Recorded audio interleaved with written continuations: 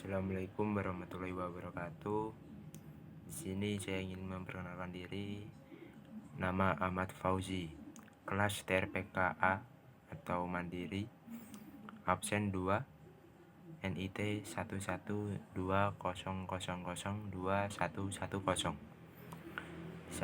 Di sini saya akan mempresentasikan tugas bahasa Indonesia yang bertema sejarah bahasa Indonesia.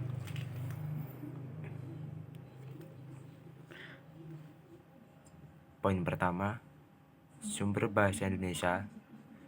Bahasa Indonesia berasal dari bahasa Melayu yang sejak dahulu sudah dipakai sebagai bahasa perantara, bukan saja di Kepulauan Nusantara, melainkan juga hampir di seluruh Asia Tenggara. Sumber akar bahasa Indonesia adalah bahasa Melayu. Bahasa Melayu diambil dari sebagai sumber karena bahasa Melayu saat itu disebut lingua franca atau bahasa perantara. Melayu digunakan seluruh Asia Tenggara di berbagai kegiatan yang ada di masyarakat.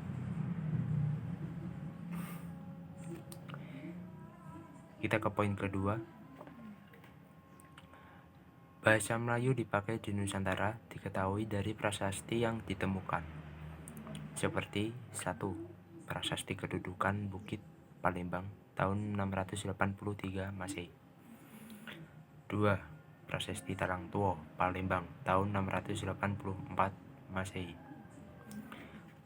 3. Prasasti Kota Kapur yang ada di Bangka tahun 686. 4. Prasasti Karangberahi yang ada di Jambi ditemukan tahun 832. Nomor 5 terakhir, Prasasti Bogor yang berasal dari Bogor tahun ditemukan tahun 942. Dan contoh gambar di samping merupakan dari prasasti kedudukan bukit yang ada di Palembang.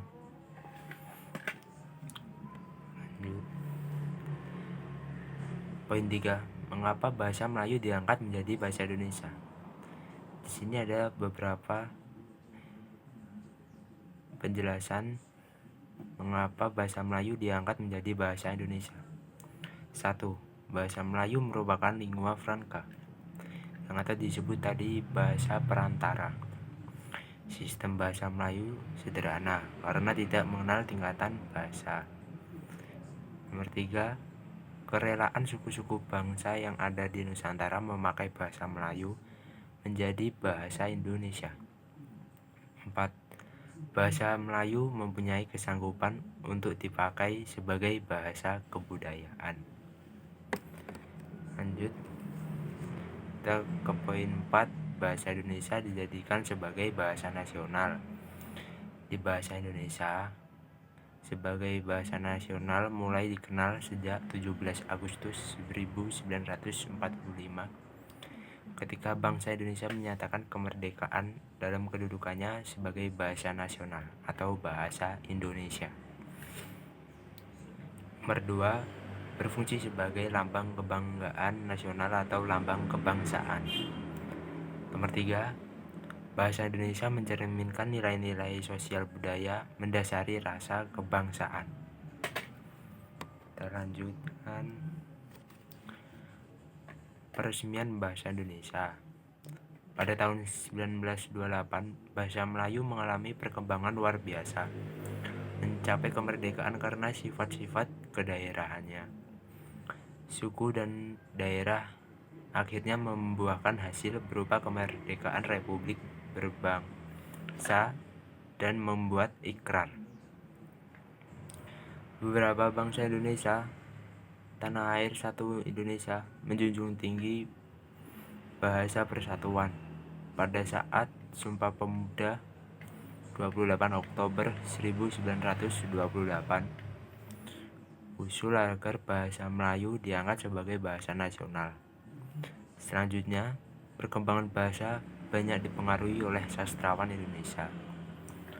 Nomor 1, bahasa persatuan. Dalam perkembangannya, bahasa Melayu digunakan di Indonesia dipengaruhi oleh corak budaya daerah. Bahasa Melayu menyerap kosakata dari berbagai bahasa seperti Sanskerta, Persia, Arab, dan Eropa. Bahasa tersebut juga muncul dalam berbagai variasi dan dialek. Perkembangan bahasa Melayu tersebut kemudian menumbuhkan rasa persaudaraan dan persatuan bangsa Indonesia. Akhirnya, pada Oktober 1928, para pemuda dari seluruh penjuru Indonesia berkumpul dalam rangka Kongres Pemuda kedua yang digelar di Batavia pada 27 sampai 28 Oktober 1928. Kongres itu menghasilkan gagasan Sumpah Pemuda yang isinya: pertama, kami putra-putri Indonesia mengaku bertumpah darah satu tanah Indonesia.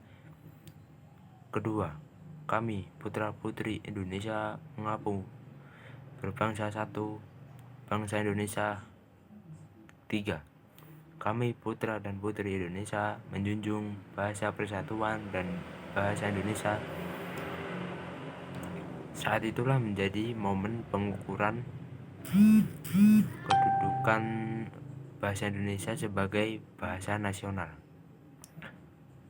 bahasa negara. Lebih lanjut, pada 18 Agustus 1945, bahasa Indonesia dinyatakan sebagai bahasa negara. Hal itu bertepatan dengan pengesahan Undang-Undang Dasar 1945 sebagai konstitusi negara.